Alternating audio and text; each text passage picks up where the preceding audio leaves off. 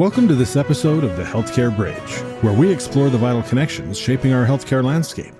Hosted by Nathan Kaufman, Managing Director of Kaufman Strategic Advisors, the Healthcare Bridge is dedicated to improving healthcare delivery by strengthening the strategic and financial performance of healthcare providers. As part of the Common Bridge family, our focus is on fostering insightful, nonpartisan conversations that drive meaningful change in the healthcare industry. We invite you to join us as we build bridges toward a healthier future. The show is available on Substack, YouTube, and your favorite podcast platforms. Search for the Common Bridge and stay connected.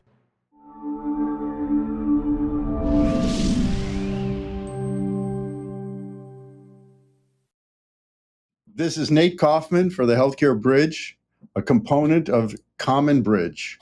Our goal is to provide an insider's perspective on our crazy healthcare system. Today, we have a true insider and a good friend of mine, Dr. Jeff Goldsmith. Jeff, greetings. Why don't we start with your origin story? Give us a little background on your education, your experience, and we'll go from there. Well, I'm a native of Portland, Oregon, a graduate of Reed College and of the doctoral program in social science at the University of Chicago. And I've worked in healthcare. It will be 50 years in November. And I went to work as the regulatory and strategy person at the University of Chicago Medical Center in the middle of a turnaround. So I've worked in academic medicine. I've worked in startup companies. I've done strategy consulting for the better part of 40 years, pretty much across the health system, not just in hospitals. So, broad-based, continue to be really interested in what's going on in this field. I'm particularly interested, believe it or not, in the science. So I read a lot of journal articles and Science and Nature and that kind of thing. So that's a, short version. And I guess to start with the HIPAA violation, you were also a patient fairly recently, I understand as well. Well, not recently. I mean, from 2015 to 2017, I had 5 major surgeries in 29 months, starting with cancer surgery, which, was successful. It was fascinating to be a big expert on the health system and then use it. It fundamentally changed my view of how healthcare works to actually be a patient. One of the most thrilling things, and this is a weird word to use for, 5 complex surgeries, was only 3 of the people that touched me during those 5 surgeries were over the age of 40. And they did the most phenomenal job. I mean, they were so together and focused on me and on the scary stuff that was happening to me. And they did a great job. So I came away really optimistic about the future of our healthcare system because of all the amazing young people that are working in it on the front lines. Yeah, I mean, doctors and nurses are just amazing. You got to give them a lot of credit. So you said you learned something. So here you've been in healthcare 40 or 50 years, and you were a patient with 5 major surgeries. What was it that you learned? I guess I underestimated the degree to which patients are motivated by abject fear in using the health system. And it isn't just the horrible things that could conceivably go wrong if the medical intervention doesn't work, but also, frankly, afraid of the bill. I think people are, there's 2 levels of fear. There's am I going to be ruined by this financially? And am I going to survive this? Am I going to be able to continue in my own life? So I think, being, the cancer diagnosis was like, looking down the barrel of a shotgun. It was open-ended, could have ended really badly. It didn't. I didn't believe at age 67, which is what I was when I had the surgery, that it was my time to go, but could have been. If things had turned out differently, that could have been it. And knowing you as a resident in Virginia, you actually went to some other state for surgery. You were the ultimate shopper. Well, yeah, I mean, I've got a lot of friends in this field.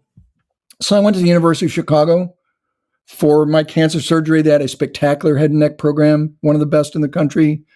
They saved Grant Achatz' life, the chef. I flew all the way out to Virginia Mason in Seattle, where I'd been working as a strategy consultant to have my cervical spine fused. I had my both of my hips done here not at the University of Virginia, but at our community hospital, Martha Jefferson, by a brilliant 37-year-old female hip replacement specialist. And then Washington University in St. Louis to have my nerves rewired in my right hand. So had you not been an insider and knew how to navigate through this insane healthcare system that we have, would you have ended up in the same places, or what would have happened? Well, I mean, a lot of where I went had to do with what I learned during my career.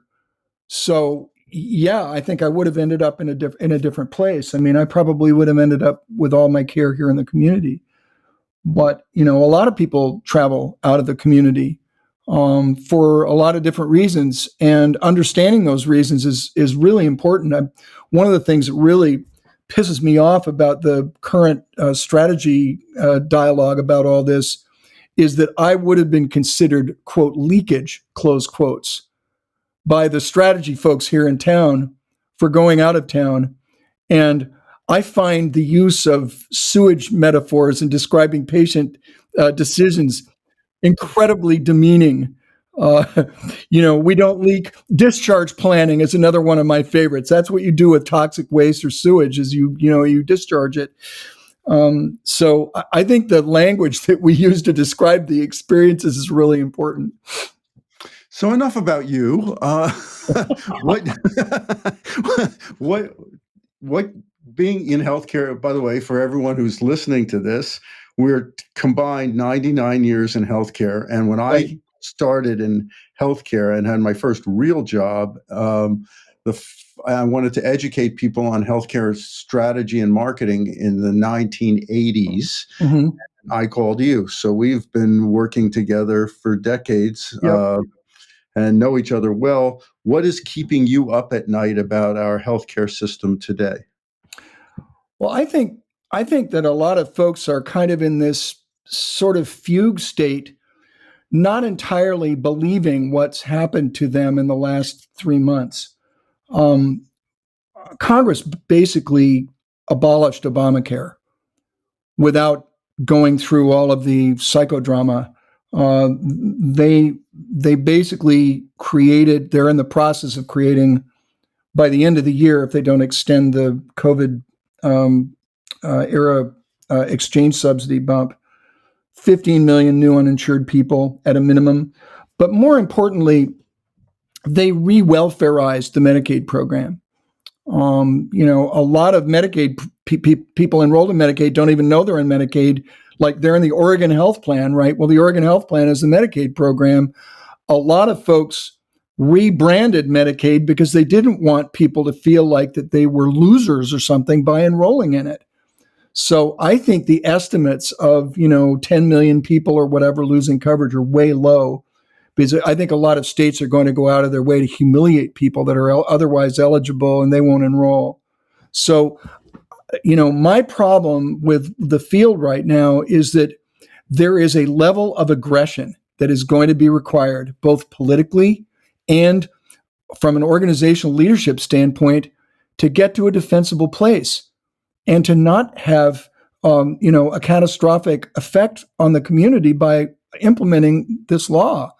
And I think a lot of folks that I see are just kind of frozen. They're kind of waiting for something to happen, or they're assuming that Congress is going to turn over in 2026 and abolish all of it. And that's far from clear.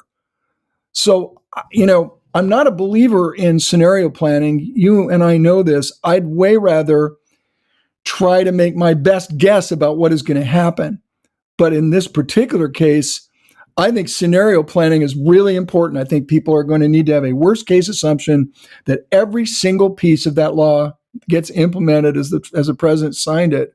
And they're going to have to begin figuring out how to make choices for their own institutions, their workforce, and their communities that they can live with and that they can explain in English to the people that are going to be affected by it. So I'm very frustrated by, frankly, the lack of aggression that I see both politically and organizationally in people confronting what is, in my 50 years, the most significant threat that I've seen to the industry.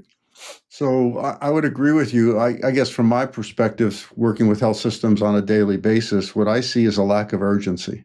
That's what I But it's, mean. yeah, That's and the what I mean lack. by a lack of aggression, is that this is something that isn't going to solve itself.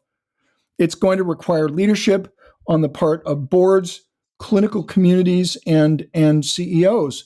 It is really the ultimate leadership challenge. And what do People, you think? this law is implemented as is written. People are not going to be able to afford to do all the stuff they're doing now.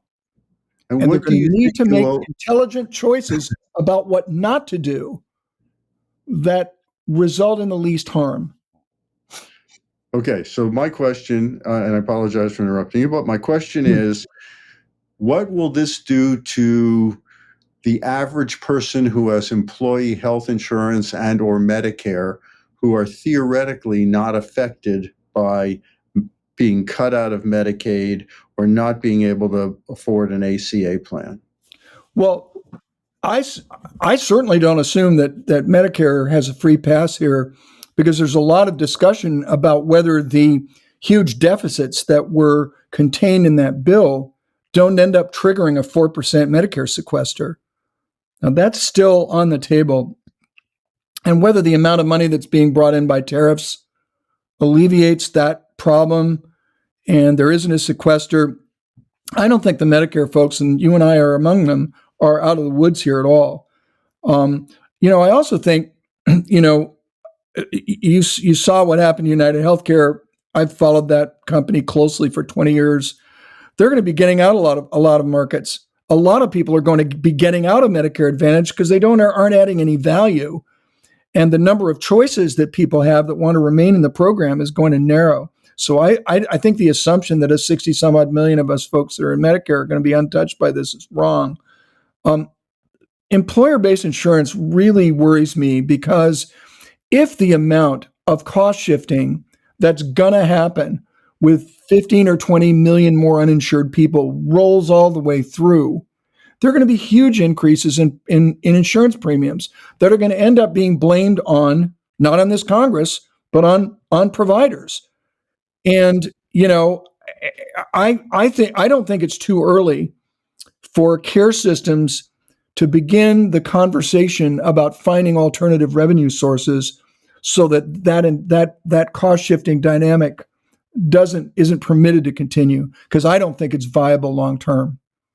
You cut Medicaid payments, you cut state directed payments to Medicaid managed care providers. The people that are losing coverage aren't going to go away. We're not going to deport them, right? They're going to continue using the health system when they need it. Who's going to pay for them? Well, under the present system, employers are going to pay for it, and I don't think that's viable long term.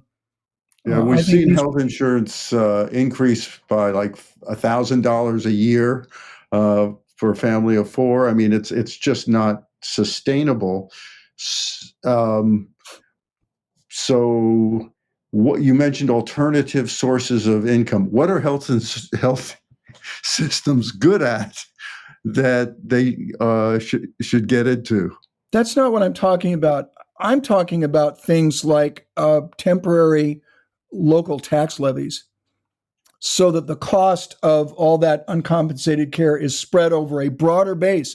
Remember, hospitals are going to be paying a portion of that because they insure their workers. So I think it's time to begin thinking about, is it possible in a lot of communities to create, tax revenues to support some of these places? I don't think you need to be a public institution to do that. But you do need to have a conversation with your local political leadership about it. But we do have academics out there, some, let's say in Maryland as an example, that say that these not-for-profit hospitals, they're not even fulfilling their charitable mission and providing sufficient charity care. Now, Jeff Goldsmith is saying they need to tax the public. Well, I'm sort of with them. I think there are a lot of people that are coasting free on that tax exemption and are not putting back a comparable amount of benefits to what they're being, sheltered from in tax. I think it's a real issue. And, and that's part of the conversation, is what claim do I have if I'm not putting out more in benefits to the community than I'm getting in tax exemption now? you don't have much of a claim. So I don't think that conversation goes very far if the balance of benefits isn't already tilted in the direction of the community. So I think it's like, I think that nonprofit thing is a real point of vulnerability. And, the repeated studies that have shown that investor-owned hospitals actually provide more charity care than nonprofits do really comes back to bite you in circumstances like this. Well, that's if you consider charity care, not the subsidies for underpaying Medicaid and underpaying Medicare. But Right. another issue, you mentioned cost shifting, but let me get to another issue, which is, so you wrote a book on radiology a while back. You and I know all about physician transactions and what it costs now to staff a hospital. There's a cost shift going on where if you want to have anesthesia, which means you want to keep your ORs open, you not only your anesthesiologists are not making enough money from Medicare, Medicaid, and even commercial to keep them viable and recruit and retain physicians. So they are now charging the hospital, essentially cost shifting to the hospital. Right. We also see it in primary care even. Right. How do you feel about that stuff? It makes me really angry. And, I think you can blame our health policy community for a lot, but basically starving the Part B fee schedule, and then turning around and blaming hospitals for employing them. I mean, that takes a lot of brass as far as I'm concerned. And of course, hospitals are using, clinic fees, outpatient charges to offset some of those losses. Those are in the gun sights. So my argument has been, if they do cut site of service, every penny that they take ought to go back into the Medicare fee schedule so that private practitioners have an opportunity to not be employed by hospitals. Our Medicare and Medicaid programs, Nate, are just, they're a civic disgrace. And it isn't the people that they're helping that's disgraceful, but the absolute absurd complexity and just flat out wrongheadedness of the payment structure. It's mind-boggling. I mean, if you were a Martian and you landed on Earth in 2026 and looked at Medicare and Medicaid, you would go, what the heck are they doing? Why did they do it this way? These programs need to be rebuilt from the bottom up, and they need to be fundamentally rethought, restructured, and framed in a way that doesn't waste the taxpayers' money. Well, what would you do? What would you do? Like if you were able to, they came to you and say, Jeff, you're a policy expert, been in the business 50 years. We want to change how we do Medicaid, but we don't want to pay more money or put more money into it. What would you suggest they do? Well, I mean, I think there are two separate programs here that overlap Medicare and Medicaid. There's a program for the chronically ill, including the mentally ill, and then there's a program for acute medicine. And I think those programs need to be separated, and they need to finance how they're paid for in different ways. I'm not going to get into the financing part where the money comes from, but I think I've been an advocate for years of, for the chronic care part and for primary care, paying on a subscription basis. Not just, for the wealthy that can afford concierge care, but basically for everybody. I subscribe to primary care physician services. I subscribe to mental health services. That subscription, I pay a portion of myself, but the rest of it comes from tax dollars. I think that's what needs to happen. And acute care, I think you pay for in bundles, enhanced bundles that include physician care. I don't think it's really all that complicated to create a sensible structure and allocation of risk that doesn't waste huge amounts of time in the revenue cycle and in diverting clinician time into, documenting every single decision that they make. We could save a tremendous amount of money by eliminating a lot of that waste. And we're going to need to do it because we're not going to have anywhere near enough doctors to take care of us when we're in our 80s, which is just right around the corner. Everyone says the answer is primary care. There ain't enough primary care physicians. Right.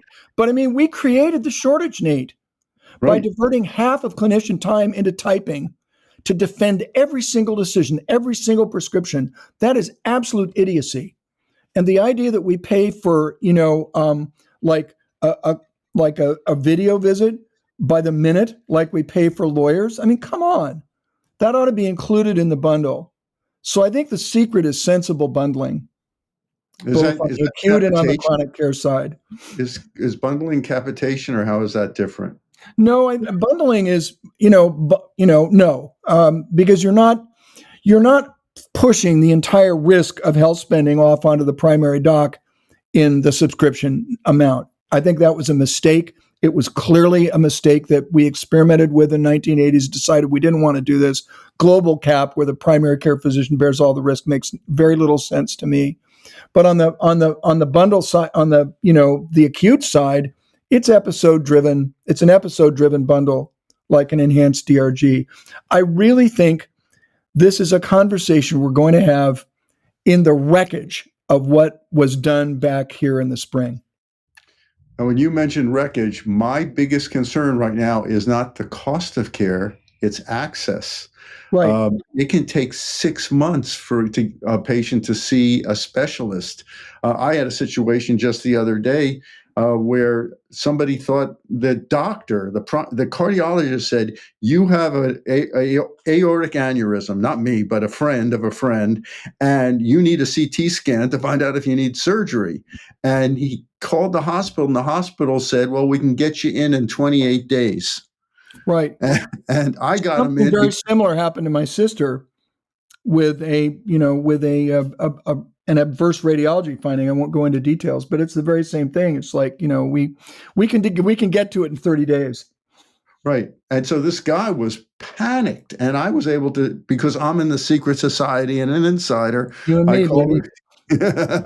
I called the right person who got the right person in, and this guy got it on that Friday. And luckily he still doesn't need surgery. But all these people are talking about cost, and cheaper is better. I have problems with cheaper from the standpoint of, and you're a shopper, so you know this, that not all doctors are the same, not all hospitals are the same and can treat the same stuff. And what we're should be more concerned about is outcome. Nothing is more expensive than a misdiagnosis and a wrong treatment plan. Yeah, and Nate, I'm with you. And I think so much of this we've done to ourselves by the idiotic way in which we pay for care. And this absurd, Obamacare. I mean, I was one of the people that actually read the entire bill twice, and it was shameful how complicated it was and how much work it was going to be to implement it and to use it. And I just, I thought it was a fundamental failure. I mean, it was, they obviously did a huge good deed by providing, health insurance to 30 million people, but a lot of the rest of that bill actually made things worse. And, created the illusion that there was a scientific way to pay for healthcare and we're going to find it. They didn't.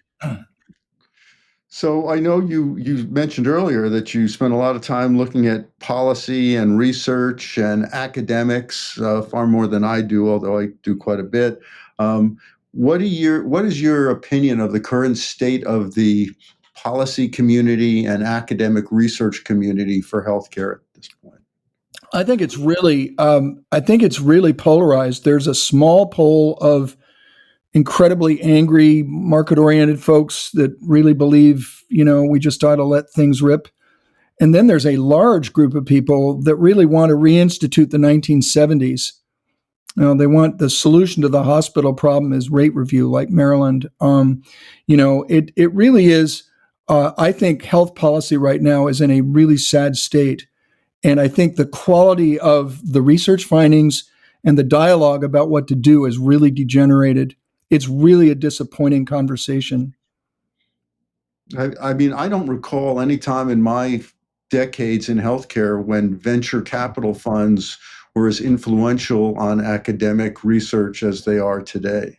Well, I mean, you're probably talking about Arnold Ventures. I mean, Arnold Ventures is really simply a for-profit foundation. I can't remember exactly why they made it for profit. But I mean, the guy is spending tens of millions of dollars trying to influence a health policy agenda. I think mostly for the Democrats when the Democrats inevitably get back in. But it is, he's basically purchased the names and reputations of a huge chunk of the health services research community, including a lot of friends of mine. And, when I asked one of them, why are you taking money from this guy? He said, if you want to bring down the medical industrial complex, he's your guy. And that's the attitude. I don't want to bring down the medical industrial complex. I just want it to work for me. In fact, I'm working on a book. I've been working on a book all summer called A User's Guide to the Medical Industrial Complex, that talks about how do we get it to work for us as patients, as healthcare workers, as members of a community. How do we get these huge organizations that were created largely by policymakers that wanted to, have the entire health system look like Kaiser. Policymakers were responsible for creating these things in the first place. It wasn't market forces at work at all. It was dreamers that wanted to fundamentally reshape, under Clinton and under Obama, fundamentally reshape our healthcare system so that everything looked exactly like Kaiser. Well, it didn't work. But the legacy of it are these multi-billion, multi-10, $100 billion entities that are frankly lost. We're in managed care backlash 2.0. These companies are being torn apart in the markets right now. A lot of people are just flat out angry at the way they've been treated by these organizations. And I think they're really lost. I mean, they're kind of looking for a rationale, a reason for being. And I want to work on what that reason is. So it's great. What about the what I call the insurance cartels, given that they control 80% of drug distribution in our country? Any thoughts about that as we get closer to the end of this, our collective rants? Well, I mean, I think gravity is sort of setting in here. I mean, their antitrust folks have made runs at these people that have been completely unsuccessful. Antitrust is a blunt instrument for dealing with a lot of these critters. A lot of them have pursued this academic idea of vertical integration. I can tell you, because I've been working on a paper on this, vertical integration doesn't work in this field. It's too damn complicated. And the value chains in healthcare just don't work in the same way as they do in manufacturing or retailing. So I think these organizations are they're going to have to do the same thing that healthcare delivery entities are going to do. They're going to have to figure out what businesses they're good at, what businesses they want to stay in, and how they can create value for their subscribers. I mean, to me, the thing that foretold the collapse of United Healthcare was its minus 12 net promoter score. I mean, if you've got a minus 12 net promoter score, people eating the dog food throw it up and leave the rest of it on the porch. They don't eat it. So a promoter score, what, for those of us who don't know what a promoter score is? Yeah, a net promoter score is simply the percentage of people who would recommend that you use a service minus the percentage of people that do not want you to use, that would not recommend using the service. So minus 12 means you've got, essentially your customers telling you're doing a crappy job. Well, it's tough when your customers are telling you doing a crappy job and the providers are telling you you're doing a crappy job. One last question I have. You are a Medicare Advantage patient, Right. if I recall. How many times have nurses wanted to come in and examine your vascular system to see if you have any peripheral vascular disease? I'm not going to name my carrier, but I've received 16 calls from my MA provider wanting to send a nurse to my house to upcode me. The last 3 or 4 were from Signify, the company that I think was purchased by CVS. I kept telling him, take my name off your call list. I really don't want to have anything to do with you. And I know why you're coming, and it's not a wellness visit. So, I mean, Medicare Advantage has been a huge disappointment. I get dental coverage when I go to find out if my dentist or even any dentists I know are in their network. The answer is no, so I can't use that. My health club isn't covered because they're out of network. So a lot of the alleged benefits that I was going to receive in Medicare Advantage, I can't get access to. So it's been pretty much, I have felt as an MA beneficiary sort of like a sheep that's just being periodically sheared and the wool taken off and sold to somebody else. So, Jeffrey, anything else that we didn't cover in our little discussion here today that you'd like to bring up? I don't know. I mean, I wrote a book about the baby boom generation 15 years ago. It came out like 3 weeks before the 2008 market crash. But in that crash, I talked about the fact that, we really don't know how, us boomers don't know how to not work. I mean, I'm still working at almost 77. You're still working, and however old you are. I think if we encourage people to work and be healthy, a lot of the problems that people were worrying about how to finance and pay for healthcare, we'll pay for it with the tax revenues that we generate. So, for working in the field as long as I have, to remain optimistic may be a sign of some type of onset mental disorder, but I'm actually pretty optimistic about where we're headed. I think within the next 10 years, we're going to have vaccines for a lot of the neurodegenerative and psychiatric conditions. I think we're right on the edge of unraveling, a major knot of medical problems that right now we don't have a lot of solutions for. So I look around and I see all this cool stuff happening that nobody talks about. There's all this ain't it awful stuff, and isn't this awful and isn't that awful? And, it just isn't getting us anywhere. We need to focus on the stuff we can change and change it. Right. That's the old grant me the wisdom to know what I can change, right? Exactly. Serenity prayer. Yep. We're pretty serene, Yeah. So I'll deal with it. You might be. At times I am. Well, thank you, Dr. Goldsmith. You bet. Nate, it's been great talking to you. Thanks for this spirited discussion. Healthcare is extremely complex, and a lot of it doesn't make sense. There are a lot of opinions out there from academicians and policymakers who have no idea what is going on in the trenches where I spend every day and you spend much of your time. If you have a healthcare issue, seek the guidance of an insider who truly understands how our crazy healthcare systems works. Your life may depend on it. This is Nate Kaufman signing off for the Healthcare Bridge. Thank you for joining us on this episode of the Healthcare Bridge. We hope you gained valuable insights into how strategic and financial analysis can transform healthcare delivery. Remember, building stronger connections in our healthcare system is a collective effort, and we're honored to be part of that journey with you. Be sure to subscribe and stay tuned for more conversations that aim to bridge gaps and create a healthier future for all. You can find all your Healthcare Bridge episodes at The Common Bridge on Substack, YouTube, and your favorite podcast platform.